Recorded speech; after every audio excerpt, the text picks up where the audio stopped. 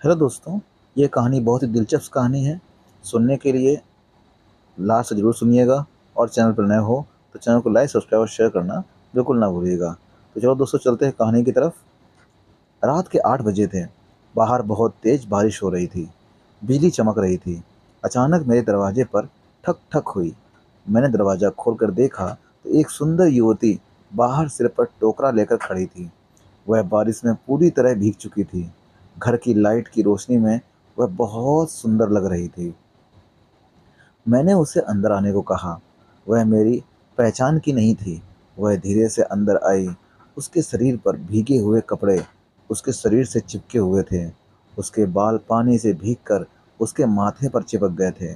उसकी आंखों में एक डरा हुआ डरापन था, लेकिन भरोसेमंद चमक थी। मैंने उसे भीगे कपड़ों के लिए तौलिया दिया। वह दूसरे कमरे में कपड़े बदलने चली गई। घर में कोई भी नहीं था। मैं अकेला ही रहता था। नमस्कार दोस्तों, मेरा नाम संदीप है। मैं एक किसान हूँ। मेरी उम्र 31 साल है। मेरी ज़िंदगी में एक ऐसी घटना घटी जिसने मेरी पूरी ज़िंदगी बदल दी। शाम के लगभग 8 बज रहे होंगे। बाहर जोरदार बारिश हो रही थी। बिजली चमक रही थी और मूसलाधार पानी गिर रहा था। अचानक दरवाजे पर ठक ठक जैसी आवाज़ आई। मैं अभी-अभी खाना खाकर बैठा ही था। इतनी रात को कौन दरवाज़ा खटखटा रहा है? ये सोचकर मैं उठा और दरवाज़ा खोला। मेरे घर में एक छोटा-सा बल्ब था।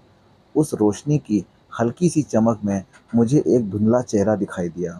वह एक महिला थी। उसके चेहरे पर थोड़ी-सी लाइट पड़ रही थी और उस रोशनी में वह बहुत सुंदर लग रही थी। उसके शरीर से पानी टपक रहा था। वह पूरी तरह भीग चुकी थी। उसके सिर पर एक टोकरा था। मैंने पहले उसे घर के अंदर आने को कहा। वह कुछ बोले बिना अंदर आ गई और एक कोने में जाकर खड़ी हो गई। उसने सिर पर रखा टोकरा नीचे रखा। मैं तुरंत दूसरे कमरे में गया और उसका शरीर पोंछने के लिए एक तौलिया लाया। फिर मैंने घर में रखे कुछ कपड़े भी उसे दिए, क्योंकि मेरे घर में कोई महिला नहीं रहती थी, इसीलिए साड़ी जैसे कपड़े मेरे पास नहीं थे। मैंने उससे पूछा, क्या आपको मेरे कपड़े पहनने हैं? वह कुछ नहीं बोली, इसलिए मैंने ही खूंटी से एक पैंट और शर्ट निकाल कर उसे दे दिए। मैंने उससे कहा, सामने वाले कमरे में जाकर कपड़े बदल लो, आप बहुत भीग गई हो। वह उस कमरे में चली गई और कपड़े बदलने लगी। तब तक मैं खाट पर बैठकर सोच रहा था, यह महिला कौन होगी? इतनी रात को क्यों आई होगी? उसके टोकरा देखने से ऐसा लग रहा था कि वह हफ्ते के बाजार में सब्जी बेचने आई होगी। उत्सुकतावश मैंने टोकरा खोलकर देखा तो उसमें थोड़ी बहुत पत्तेदार सब्जियां और तौलने वाला बाँटा था। इससे मुझे समझ में आया कि वह सब्जी बेचने आई थी और देर होने के कारण तथा बारिश की वजह से मेरे घर की ओर आ गई होगी। ये सब देखकर मैं फिर खाट पर जाकर बैठ गया। कुछ देर में वह युवती मेरी पैंट और शर्ट पहनकर बाहर आई, क्योंकि उसके पास दूसरा कोई विकल्प नहीं था। घर की रोशनी में जब मैंने उसकी ओर देखा तो वह उन कपड़ों में भी बहुत सुंदर लग रही थी। वह युवा थी, लगभग 27-28 साल की रही होगी। वह हाथ में एक साड़ी लेकर आई और पूछने लगी, ये साड़ी कहाँ सुखाऊं? मैंने घर में ही एक रस्सी निकालकर दोनों तरफ बांध दी। उससे कहा, ये साड़ी यहीं पर सुखा दो। फिर उसने साड़ी सुखा दी। फिर मैंने उसे खाट पर बैठने को कहा और खुद दूसरे कमरे में चला गया। उस बारिश में भीगने के कारण उसे बहुत ठंड लग रही होगी, इसलिए गर्मा-गर्म चाय बनानी शुरू की। कुछ देर में मैंने 2 कप चाय बनाकर वहीं लेकर गया, जहाँ वह बैठी थी। मैं उस कमरे में आया, उसे 1 कप दिया और अपने लिए दूसरा कप लिया। तब उसने मेरी तरफ देखा और हमारी नज़रें मिलीं। मैं नीचे बैठ गया, वह खाट पर बैठी थी। मैंने उससे पूछा, आपका नाम क्या है? कहाँ से आई हैं? तब वह बोलने लगी। उसने कहा, मेरा नाम सुनीता है। मैं पास के ही गांव में रहती हूँ। आज हफ्ते का बाजार था, इसलिए सब्जी बेचने गई थी। आज ज़्यादा माल नहीं बिका, इसलिए थोड़ी देर हो गई। मैं बस के लिए गई थी, लेकिन बस निकल चुकी थी। अंधेरा होने लगा था। मुझे लगा जल्दी घर पहुँच जाऊँगी, लेकिन आधे रास्ते में पैदल चलते समय बारिश शुरू हो गई और फिर मुझे आपका घर दिखाई दिया, इसलिए मैं यहाँ आ गई। मैंने उसने उसको अपना नाम बताया।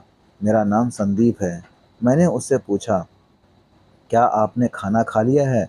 वह कुछ नहीं बोली। इसका मतलब उसका खाना नहीं हुआ था। तब मैं रसोई में गया। मेरा खाना हो चुका था, लेकिन थोड़ी सब्जी और भाकरी बची हुई थी। वही मैंने गरम करके उसके लिए परोसी। वह जब खाना खा रही थी तो रो रही थी। मैंने पूछा, क्यों रो रही हो?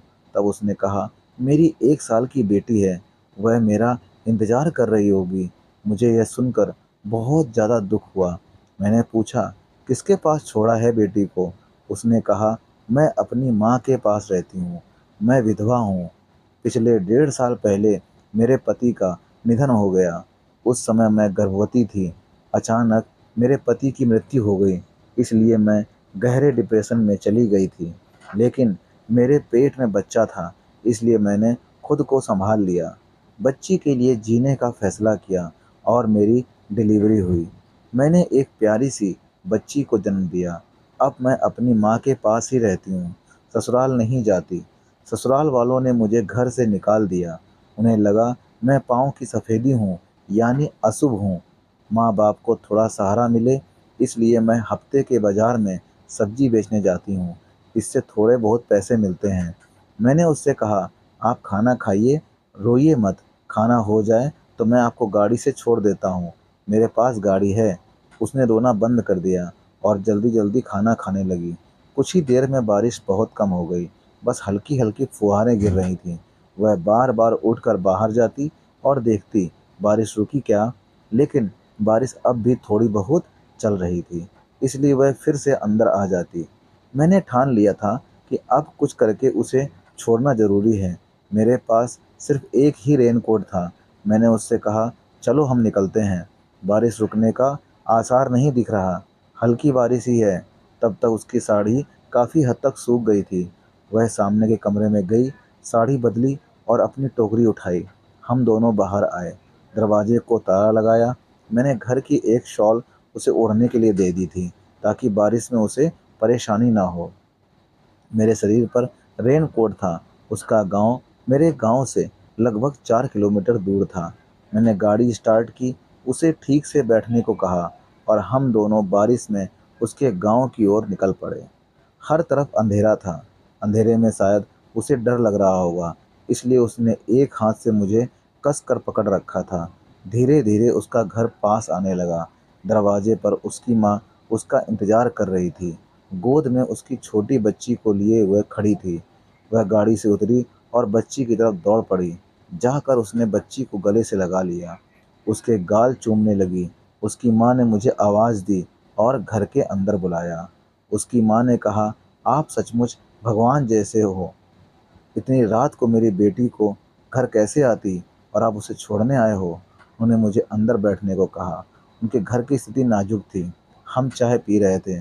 तब तक सुनीता के पिता मुझसे बात करने लगे। उन्होंने पूछा, आप किस गांव के हैं? मैंने अपना नाम और पिता का नाम बताया। तब सुनीता के पिताजी बोले, अरे वाह, तुम्हारे पिताजी और मैं एक ही क्लास में थे, लेकिन बड़े होने के बाद काम की वजह से हम मिल नहीं पाए। यह सुनीता ने सुना और वह मेरी ओर देखकर मुस्कुराई। वह बार बार मुझे चोरी चोरी देख रही थी। मैं भी उसे देख रहा था। उसके पिता ने मुझसे पूछा, क्या आपकी शादी हो चुकी है? मैंने कहा, अभी नहीं। मेरे माता पिता का देहांत हो चुका है, इसलिए मेरा हाल पूछने वाला कोई नहीं बचा है। यह सुनकर उन्हें बुरा लगा। सुनीता का चेहरा भी थोड़ा उदास दिखा। उसी समय बारिश पूरी तरह से रुक चुकी थी। मैंने कहा, अब मैं चलता हूँ। मैंने एक बार सुनीता की तरफ देखा, एक मुस्कान दी। सुनीता ने भी मेरी ओर देखकर हल्की सी मुस्कान दी और फिर मैं अपने घर लौट आया। मैं घर के दरवाजे से अंदर आया तो देखा कि घर में कुछ सब्जियां रखी हुई थीं। मुझे लगा कि सुनीता ने अपनी टोकरी से सब्जियां निकाल कर मेरे लिए अलग रख दी होंगी। वह बहुत ईमानदार लगी। उसके उस छोटे से व्यवहार ने मेरे मन में उसके लिए एक अलग ही भावना पैदा कर दी थी। सुनीता दिखने में भी बहुत सुंदर थी। उसके व्यवहार में एक शांति थी, एक सच्चाई थी। वह मेरे मन में बस रही थी, यह मुझे महसूस हो रहा था। ऐसे ही 2-3 दिन बीत गए और फिर रविवार का दिन आया। रविवार मतलब साप्ताहिक बाजार का दिन। उस दिन मैं बाजार गया था। मैं सब्जी खरीद रहा था। तभी मुझे सुनीता एक कोने में सब्जी बेचते हुए दिखाई दी। वह एक कोने में अपनी टोकरी के साथ बैठी हुई थी। मैं धीरे धीरे उसके पास गया। वह मुझे देखते ही मुस्कुराई। उसके चेहरे की मुस्कान बहुत प्यारी लगी। उसके सामने सिर्फ दो ही सब्जियों की गड्डियां बची थीं, यानी बाकी सारी सब्जियां बिक चुकी थीं। उसने वो बची हुई दो गड्डियां उठाई और मेरे पास आई। उन्हें मेरी थैली में रखने लगी। मैंने उससे कहा, ऐसे क्यों कर रही हो? मैंने पूछा, कितने पैसे हुए? इस पर उसने कहा, अपने लोगों से पैसे नहीं लेते। यह सुनकर मैंने उसकी ओर देखा, उसकी आंखों में देखा। उसकी आंखें मुझसे बहुत कुछ कह रही थीं। हमारी नज़रें टकराईं। एक पल को ऐसा लगा मानो हमारी दुनिया थम गई हो। मैंने उससे पूछा, लगता है सारी सब्जियां बिक चुकी हैं? वह बोली, हाँ, ये आखिरी दो गड्डियां थीं। अब मैं घर जाने वाली हूँ। मैंने पूछा, बस कितने बजे की है? वह बोली, 4 बजे की। उस समय करीब 3:30 बज रहे थे।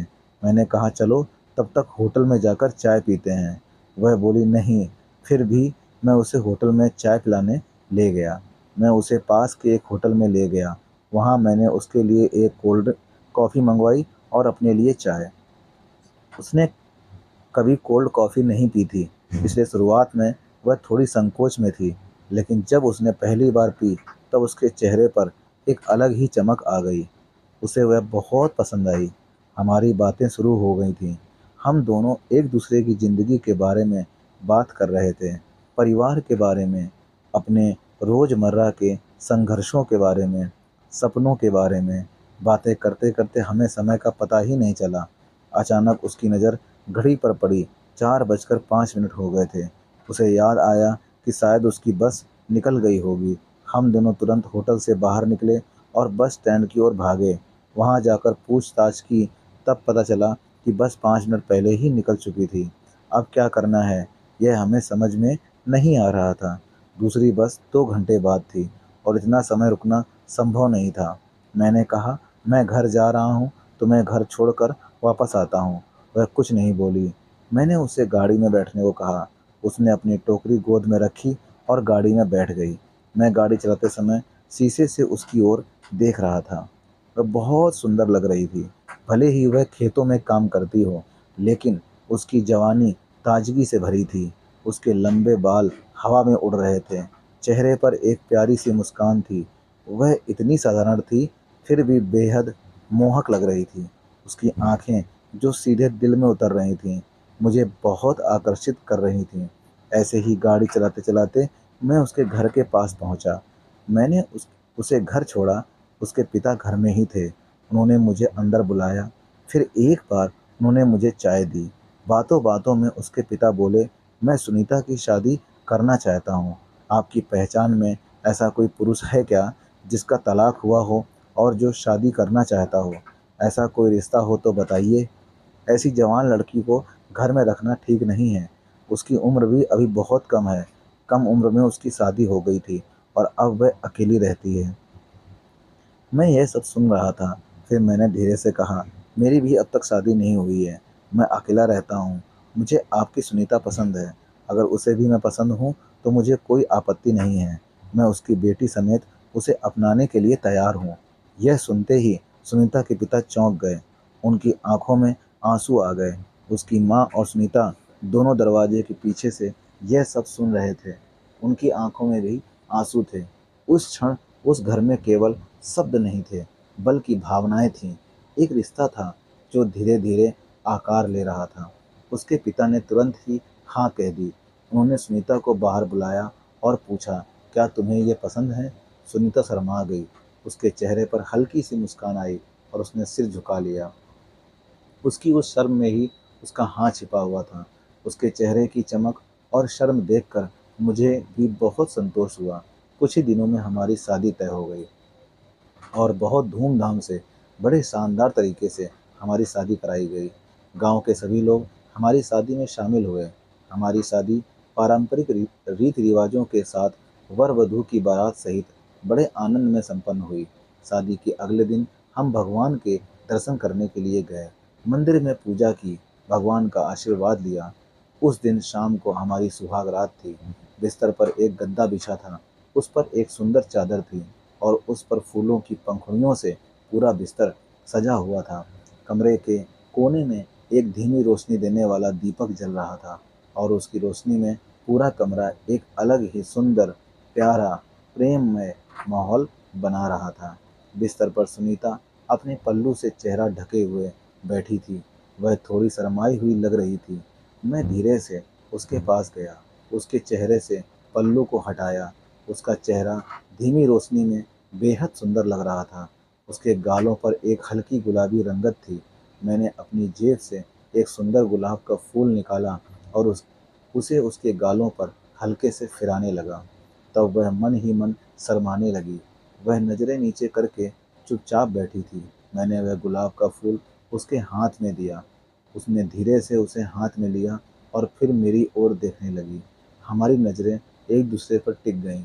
एक दूसरे की नज़रों में भावनाओं और प्रेम का एक सुंदर रिश्ता बन गया था। धीरे धीरे हमारे होंठ एक दूसरे के होठों के पास आए। हम एक दूसरे को चूमने लगे, एक दूसरे से प्यार करने लगे। उस रात हमने दोनों ने एक दूसरे से भरपूर प्यार किया। हमारा यह रिश्ता सिर्फ शारीरिक नहीं था, बल्कि यह दो टूटे हुए आत्माओं के एक होने का था। उस रात हम दोनों बहुत खुश थे। उस दिन से हमारे नए जीवन की शुरुआत हुई। एक दूसरे के साथ प्यार में, विश्वास में और समर्पण में हमारा जीवन खिलने लगा। हम एक दूसरे में इतने जुड़ गए कि जीवन सुंदर लगने लगा। हमारी बेटी भी धीरे धीरे बड़ी हो रही है। मैं उसे अपनी ही बेटी की तरह पाल रहा हूँ। उसमें मुझे अपना पूरा जीवन दिखाई देता है। सुनीता और मैं दोनों बहुत खुश हैं। हम एक दूसरे को समझते हैं, सहारा देते हैं और जीवन के हर पल का आनंद लेते हैं। दोस्तों, मैंने और सुनीता ने प्रेम पूर्वक विवाह किया। समाज ने कई सवाल उठाए, कई बार उठाए, लेकिन हम दोनों दृढ़ थे, क्योंकि हमारा रिश्ता केवल दो व्यक्तियों का नहीं था, बल्कि दो दिलों का मिलन था। आपको क्या लगता है, हमने जो किया क्या वह सही था या गलत? कमेंट करके ज़रूर बताइएगा। मेरी और सुनीता की प्रेम कहानी कैसी लगी? अगर पसंद आई हो तो चैनल को लाइक, सब्सक्राइब, शेयर करना बिल्कुल ना भूलिएगा। और चैनल पर नया हो तो चैनल पर बेल आइकन को प्रेस कर दीजिए, ताकि आपको हमारी सारी स्टोरीज सबसे पहले आपके चैनल पे दिखाई दें। दोस्तों, मिलते हैं अगली इसी तरह की सच्ची और अच्छी कहानी में, अच्छी प्रेम स्टोरी में। तब तक के लिए जय हिंद, जय भारत।